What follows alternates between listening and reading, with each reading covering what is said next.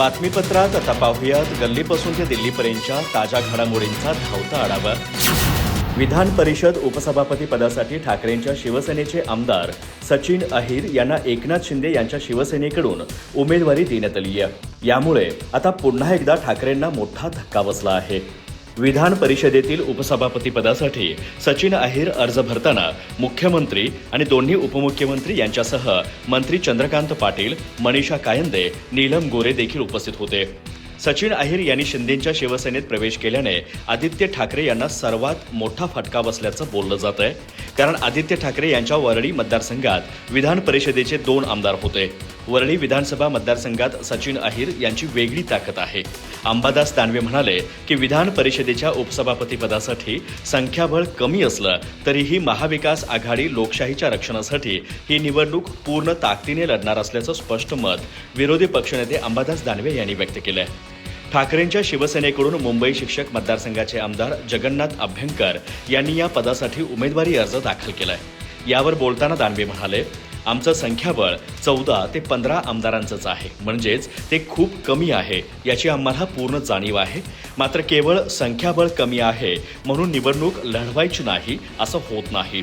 लोकशाहीत प्रत्येक लढत महत्त्वाची असते। यावर बोलताना शिंदे सेनेचे प्रवक्ते संजय शिरसाट म्हणाले की सचिन अहिर हे शिवसेनेचेच आमदार आहेत। त्यांनी शिवसेनेत प्रवेश केला आहे। आम्ही शिवसैनिकाला न्याय देण्याचा प्रयत्न केलाय। त्यांच्या मतदारसंघात कोणीतरी अतिक्रमण केलं, त्यामुळे त्यांच्यावर अन्याय झाला, तो दूर करण्याचा प्रयत्न आम्ही केला आहे। संजय शिरसाट म्हणाले की सचिन अहिर यांनी पक्ष सोडलेला नाही। ते ज्या चिन्हावरती निवडून आलेले आहेत त्या पक्षाचा त्यांनी पूर्वी अर्ज भरलेला होता, त्याच पक्षात आले आहेत। ते मूळ शिवसैनिक आहेत, त्यांच्यावर कारवाई होऊ शकत नाही। तर नरेश मस्के म्हणाले की सचिन अहिर आमच्या पक्षात आले, त्यांचं आम्ही स्वागत करतो। विधान परिषदेच्या उपसभापती पदाच्या निवडणुकीच्या निमित्ताने महाराष्ट्राच्या राजकारणात पुन्हा एकदा अत्यंत मोठा राजकीय भूकंप झाला आहे। ठाकरेंच्या शिवसेनेचे विधान परिषदेचे आमदार सचिन अहिर यांनी उपमुख्यमंत्री एकनाथ शिंदे यांच्या शिवसेनेत प्रवेश करत उपसभापती पदासाठी उमेदवारी अर्ज दाखल केला आहे। या मोठ्या घडामोडीनंतर भाजप नेते नितेश राणे यांनी निशाणा साधला आहे। ते म्हणाले की पश्चिम बंगालमध्ये एक अभिषेक बॅनर्जी होता, तसाच महाराष्ट्रात एक अभिषेक बॅनर्जी आहे, त्यामुळे उभाटा पूर्ण खाली होणार। आता उद्धव ठाकरेंनी राजकारण सोडावे, लग्न सोहळे सुरू होत आहेत, त्यांना 1-2 ऑर्डर आणून देतो। तर केशव उपाध्ये म्हणाले की दुसऱ्यांच्या राजकारणाचा हिशोब मांडताना स्वतःच्या पक्षाचा हिशोब चुकला, अशा शब्दात ठाकरेंना टोला लगावला आहे। देवेंद्रजींचं स्थैर्य मोजता मोजता वरळीत स्वतःचाच पाया निघाला। उद्धव ठाकरे आणि संजय राऊत रोज देवेंद्रजींच्या स्थैर्यावर बोलत राहिले, तोवर वरळीतूनच त्यांच्या उरल्या सुरल्या राजकीय इमारतीला तडा गेला। सचिन अहिर यांच्या उपसभापती पदाच्या अर्जाने एकच संदेश दिला, दुसऱ्यांच्या राजकारणाचा हिशोब मांडताना स्वतःच्या पक्षाचा हिशोब चुकला। नितेश राणे म्हणाले की पश्चिम बंगालमध्ये एक अभिषेक बॅनर्जी होता, तसाच महाराष्ट्रात एक अभिषेक बॅनर्जी आहे, त्यामुळे उभाटा पूर्ण खाली होणार आहे। आदित्य ठाकरे, सचिन अहिर, सुनील शिंदे यांच्यामुळे निवडून आले, त्यांच्यामुळे ते टोमणे मारतात। आता त्यांनी राजीनामा द्यावा व वरळीतून निवडून यावे। उद्धव ठाकरे यांच्या स्वभावामुळे एक लोक जात आहेत। जो आपल्या वडिलांचा बाळासाहेब ठाकरेंचा झाला नाही, देवेंद्र फडणवीसांचा झाला नाही, 2019 मध्ये माती खाल्ली नसती तर आमच्या या गोष्टी झाल्या नसत्या। शिवसेना ठाकरे गटाला आणखी एक मोठा धक्का बसला असून सचिन अहिर यांनी ठाकरे गटाला रामराम करत थेट शिंदे सेनेकडून उपसभापती पदाचा अर्जही भरला आहे। त्यामुळे हा उद्धव ठाकरे यांच्यासह आदित्य ठाकरे यांनाही मोठा धक्का असल्याचं मानलं जात आहे। यावर आता आदित्य ठाकरे यांनी प्रतिक्रिया दिली आहे। ज्यांना सगळं दिलं तेच स्वार्थासाठी सोडून जात असल्याची टीका ठाकरे यांनी केली आहे। आदित्य ठाकरे म्हणाले, आम्ही अनेक दिवस गेले 4 दिवस आम्ही पाहत आहोत, ज्या लोकांना सगळं काही मिळतं तेच स्वतःच्या स्वार्थासाठी निघून जात आहेत। यात धक्का बसण्यासारखं काही नाही। वरळी, शिवडी हा आमचा बालेकिल्ला आहे आणि तिथे आमचं काम बोलतं। पण एकच दुर्दैव आहे की ज्यांना आम्ही सगळं काही दिलं, बरं ही एक व्यक्ती अशी आहे की आदित्य ठाकरे भेटत नाही असं नव्हतं। परवा येताना आम्ही पुण्यातून सोबतच आलो। एवढं असूनही तुम्हाला अजून काय पाहिजे आहे? अजून किती उरबडणार आहात? पुढे बोलताना आदित्य ठाकरे म्हणाले, स्वतः आमदार आहेत, जी प्रभाग समिती आहे त्यांच्या मुलीला आम्ही NGOचा जो कोटा असतो त्यातून समिती दिली आहे। कामगार सेनेत पद दिलं होतं, शिवसेनेत पद दिलं होतं। एवढं सगळं होऊन देखील BSc तर आहेच, अजून तुम्हाला काय पाहिजे? आम्ही काही कमी दिलं का? रोज भेटत होतो. रोज काय करायचं होतं तुमच्यासाठी? आरत्या करायच्या होत्या का? असा सवालही ठाकरे यांनी उपस्थित केला. अयोध्येतील भव्य राम मंदिरात भाविकांनी अर्पण केलेल्या दानामध्ये देणगी आणि दागिने झालेल्या कोट्यावधीच्या अपहारावरून महाराष्ट्र नवनिर्माण सेनेचे प्रमुख राज ठाकरे यांनी पंतप्रधान नरेंद्र मोदी, गृहमंत्री अमित शहा आणि भाजप सरकारवर कडाडून टीका केली आहे. प्रभू रामचंद्रांचे नाव घेऊन सत्तेवर बसलेल्यांना या अपहाराविषयी काहीच कसे वाटत नाही असा थेट सवाल करत राज ठाकरे यांनी एका विस्तृत सोशल मीडिया पोस्टद्वारे भाजपमधील अंतर्गत राजकारणावरही निशाणा साधला आहे. राज ठाकरे यांनी पंतप्रधान नरेंद्र मोदींच्या या विषयावरील मौनावर तीव्र आक्षेप नोंदवला. रामलल्लाच्या प्राणप्रतिष्ठापनेच्या वेळी पंतप्रधानांनी गाभाऱ्यात एकट्याने पूजा केली. जर देवावर तुमचा विशेष अधिकार असेल तर त्याच देवाच्या हुंडीतल्या अपहाराबद्दल बोलण्याची आणि लोकांना आश्वस्त करण्याची तुमची जबाबदारी नाही का, असा थेट प्रश्न त्यांनी विचारला आहे. दुसऱ्या पक्षाचे खासदार आमदार पळवण्याची इतकी सवय झाली आहे की देवाच्या दारात झालेल्या भक्तांच्या दानाच्या पळवापळवीचेही या नेत्यांना काहीच वाटेनासे झाले आहे, असा टोला त्यांनी लगावला. या अपहारामागे भाजपमधील अंतर्गत राजकारण असू शकते, असा दावा राज ठाकरे यांनी केला आहे. पुढच्या वर्षी उत्तर प्रदेशात विधानसभेच्या निवडणुका आहेत. योगी आदित्यनाथ यांच्या पंतप्रधानांच्या महत्त्वाकांक्षांना खीळ घालण्यासाठी त्यांच्याच पक्षातील विरोधक हा मुद्दा नक्कीच उचलतील आणि त्यांची कोंडी करतील, असे ठाकरे म्हणाले. गृहमंत्री अमित शहा यांच्यावर थेट हल्लाबोल करत राज ठाकरे म्हणाले की अमित शहा सध्या विरोधी पक्षांची घरे कशी फोडता येतील आणि आपण पंतप्रधानपदाच्या खुर्चीवर कसे बसू याची धुरकट स्वप्ने पाहत आहेत. त्यामुळे रामाच्या घरात काय घडतंय याला त्यांच्या लेखी काही किंमत नाही. सर्वोच्च न्यायालयाने मंगळवारी इथेनॉल पुरवठा वर्ष 2025-26 साठी इथेनॉल वाटपात कोणताही बदल न करण्याचे आदेश दिलेत. सुनावणी दरम्यान सरकारतर्फे अटॉर्नी जनरल आर वेंकटरमणी यांनी सांगितलं की पेट्रोलमध्ये 20% इथेनॉल मिसळण्याचे E20 सरकारी धोरण बदलणार नाही. या योजनेचा पूर्ण परिणाम पुढील वर्षांपर्यंत अधिक स्पष्ट होईल.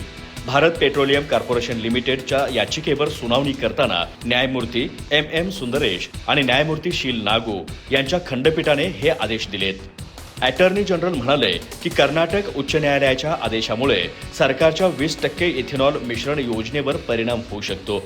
त्यांनी हे देखील सांगितलं की अशाच प्रकारे अनेक खटले वेगवेगळ्या उच्च न्यायालयांमध्ये सुरू आहेत.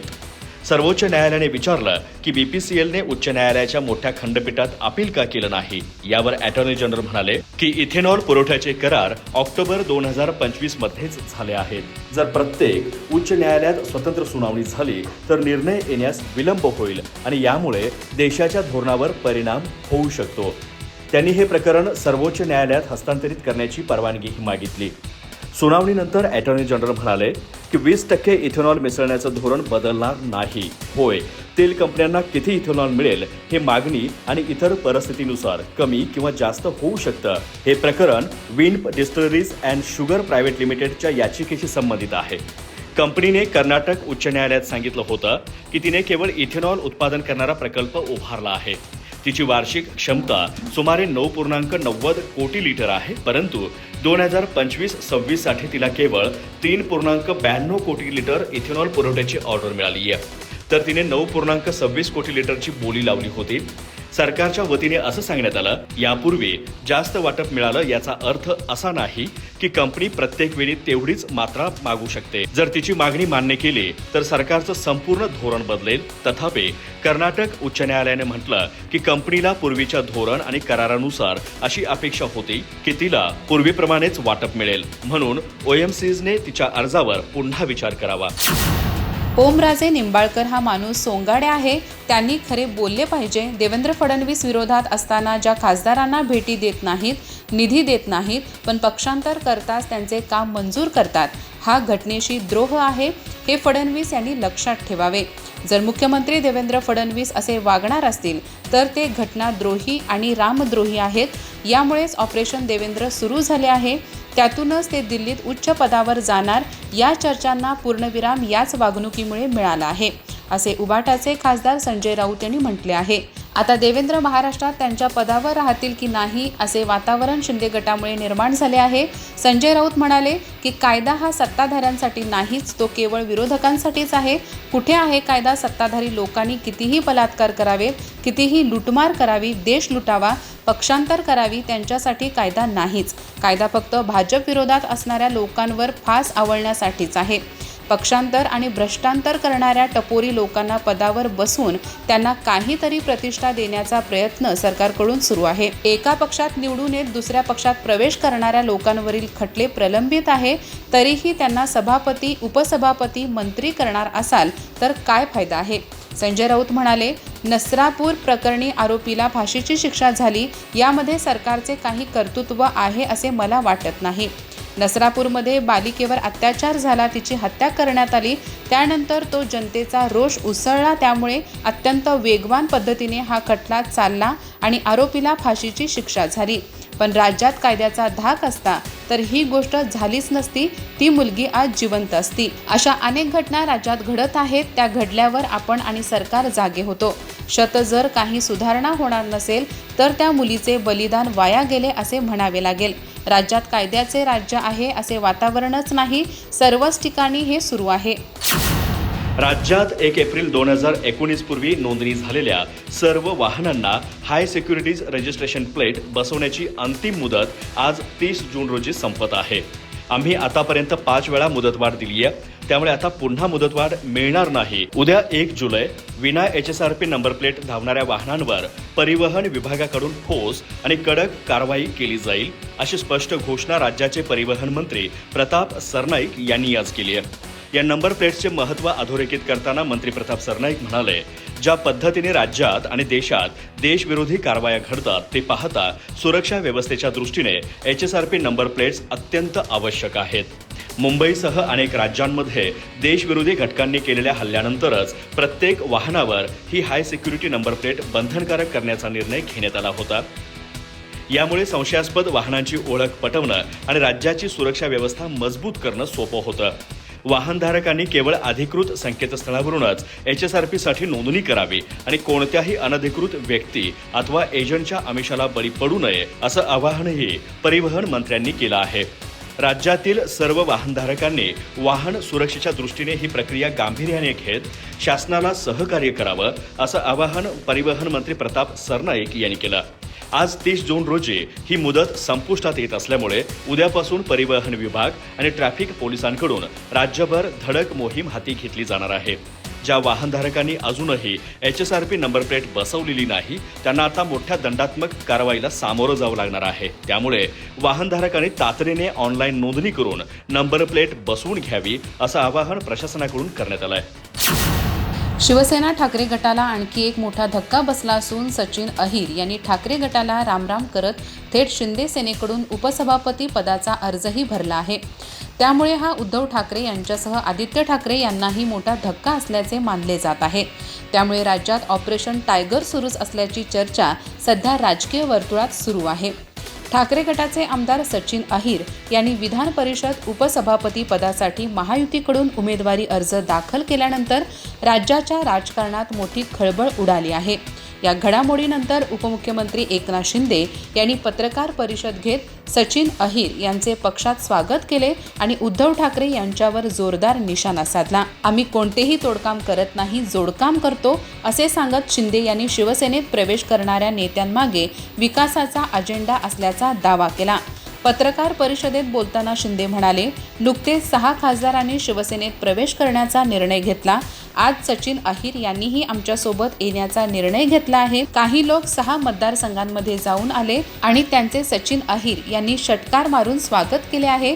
खरं तर चौकार षटकार सुरूच राहतील आणि समोरच्यांच्या विकेट्स पडतच राहतील. सचिन अहिर यांच्या राजकीय प्रवासाचा उल्लेख करत शिंदे म्हणाले, सचिन अहिर हे माजी राज्यमंत्री आहेत. गिरणी कामगारांचे नेते म्हणून त्यांनी मोठे काम केले आहे. विविध कामगार संघटनांमध्ये त्यांनी नेतृत्व केले. मुंबईतील भूमिपुत्र, कोळीवाडे आणि स्थानिकांच्या प्रश्नांची त्यांना सखोल जाण आहे. ते ग्रासरूट स्तरावर काम करणारे नेते आहेत. त्यामुळे त्यांच्या आगमनाने शिवसेनेची ताकद आणखी वाढणार आहे. एकनाथ शिंदे म्हणाले, सचिन अहिर यांनी आज विधानसभा उपसभापती पदाचा फॉर्म भरला आहे. महायुतीचा फॉर्म भरला आहे. महायुती आज बहुमतात आहे. त्यामुळे ते उपसभापती म्हणून उद्या त्यांची निवड होईल आणि ते फक्त मुंबईच नाही तर महाराष्ट्रात उपसभापती म्हणून न्याय देण्यासाठी काम करतील. ते आल्यामुळे शिवसेनेची देखील ताकद वाढली आहे. कामगार क्षेत्र असेल, मुंबई असेल, पुणे असेल, त्यांनी जिथे काम केले आहे तिथे ताकद वाढेल. अधिक माहिती आणि ताज्या घडामोडींसाठी आजच आमचे चॅनल सबस्क्राईब करा.